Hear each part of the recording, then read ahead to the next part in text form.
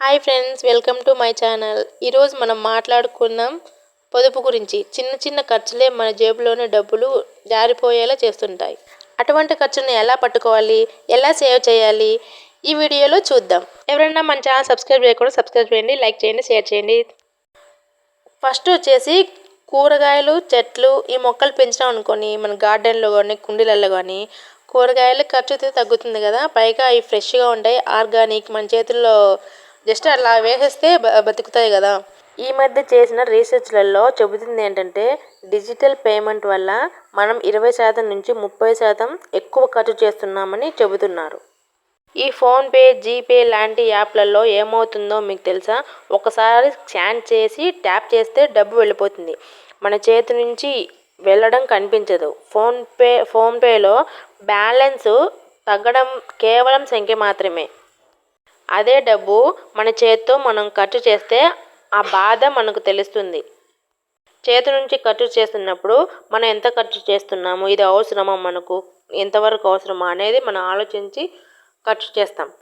అలాంటప్పుడు డబ్బు కూడా సేవ్ అవుతుంది. పెద్ద పెద్ద దానికి యూపీఐ ఎందుకు యూజ్ చేయండి, చిన్న చిన్న దానికి మటుకు ఖచ్చితంగా చేతి నుంచే ఖర్చు చేయడం నేర్చుకోండి. ఈ చిన్న మార్పు చేస్తే మీ నెలవారీ పొదుపు ₹1000 పెరుగుతుంది. ఒకసారి ట్రై చేసి చూడండి. ఇంకో విషయం ఏంటంటే అప్పట్లోనే మన పెద్దవాళ్ళు ఎందుకు మంగళవారం, శుక్రవారం లాంటి రోజులను నో స్పెండింగ్ డే అని చెప్పారు తెలుసా? ఎందుకంటే వారానికి 2 సార్లైనా డబ్బు ఇట్లయితే పొదుపు చేస్తాము అనే ఆలోచనతో వాళ్ళైతే ఈ పద్ధతి ప్రవేశపెట్టినారు. ఇంకో విషయం ఏంటంటే మా సైడ్ వచ్చేసి సంవత్సరానికి సరిపడా బియ్యం మూటలు అయితే ఒకేసారి వేపించుకుంటాము.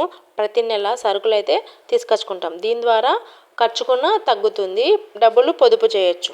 మేము వేపించుకున్నట్టు 50 kgs బియ్యం మూట ప్రజెంట్ మా సైడ్ వచ్చేటి ₹2000 అయితే ఉంది. మీ సైడ్ ఎంత ఉందో, మీరు ఎలా వేయించుకుంటారో కింద కామెంట్ బాక్స్లో కామెంట్ చేయండి. ఈ విధంగా అయితే మన డబ్బు అయితే సేవ్ అవుతుంది. ఇంకో విషయం అంటే ముఖ్యమైన విషయం, మన స్థాయిని పెంచే కోరికలను పట్టుకొని అవి తీరడానికి నానా కష్టాలు పడే మదుపు చేయాల్సిన అవసరం లేదు.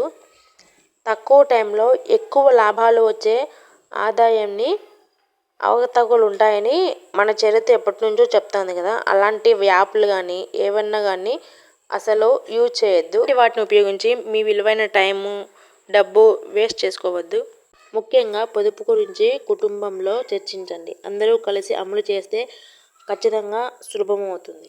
పొదుపు అనేది ఒక్కరు చేస్తే సరిపోదు, కుటుంబం మొత్తం పొదుపు చేసేలా చూసుకోండి. చిన్న మొత్తంలో మ్యూచువల్ ఫండ్స్, ఎస్ఐపి మొదలు పెట్టండి. లైఫ్ ఇన్సూరెన్స్, ఆరోగ్య బీమా ఇలాంటివి చూస్ చేసుకొని మీ భవిష్యత్తుకు బంగారు బాట వేసుకోండి. డిమార్ట్ లాంటి స్టోర్లలో ఆఫర్లు చూసి వెళ్తాం కదా, కానీ అవి వద్దు. వాటికి బదులుగా హోల్సేల్ తీసుకోండి. డిమార్ట్ ఆఫర్ల వల్ల 1000 ఖర్చు చేద్దాం అని వెళ్తాం, కానీ ఆకర్షణీయంగా ఉండడం వల్ల 2000 ఖర్చు అవుతుంది. హోల్సేల్లో అది కాదు, మనకి ఏం కావాలో అవే తీసుకుంటాం. ఇంకో పెద్ద విషయం ఏంటంటే షాపింగ్. ఈ షాపింగ్ చేస్తే చాలు, బట్టలకి ఎక్కువ మనం బట్టలు అయితే కానీ ఏమన్నా ఐటమ్స్ అయితే కానీ ఎక్కువ డబ్బులన్నీ వీటికే ఖర్చు చేస్తాం. ఈ టిప్స్ అన్నీ ఫాలో అయితే మీ పొదుపు పెరుగుతుంది. మీ అభిప్రాయం కామెంట్లో చెప్పండి.